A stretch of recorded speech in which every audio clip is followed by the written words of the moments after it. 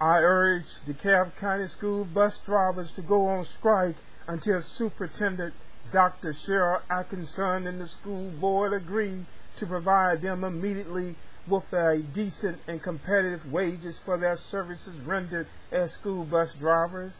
I believe this is a shame that DeKalb County bus drivers are being paid below other school districts' competitive wages.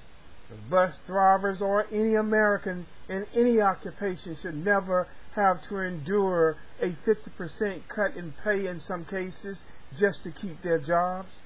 When these bus drivers were hired, both employers and employees agreed on the wages that would be paid. And most Americans understand when a company has a budget shortfall and they have a freeze on their merit increase, or if they may have to take a furlough day or days every once in a blue moon. The bus driver are living within their means and have incurred bills based on an agreed upon salary when hired.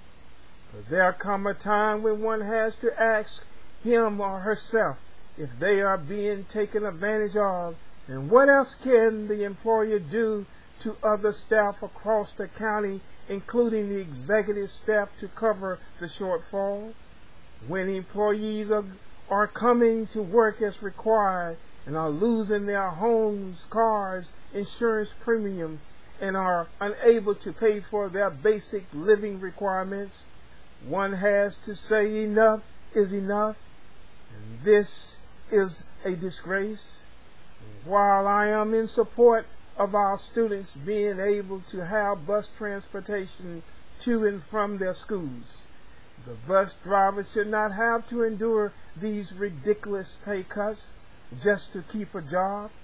And these drivers are professionals and have dedicated years of time and experience, not to mention the daily stress and danger their lives are faced with.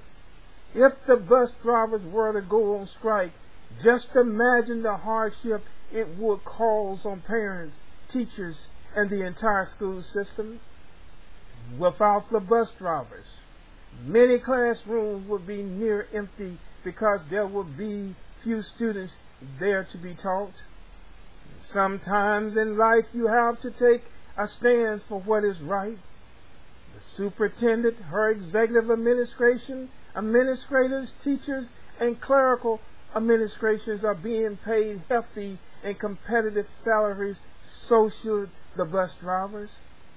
Since the superintendent refused to find funds within her annual budget for these drivers to have decent wages, she is leaving these employees with no other choice except to strike. I support them if they choose to do so, and I am sure many parents and citizens of DeKalb County, Georgia will as well. If called, I will be willing to meet with them in a prayer session and asking Superintendent Dr. Cheryl Atkinson to do the right thing and pay these drivers a decent pay that they can live with.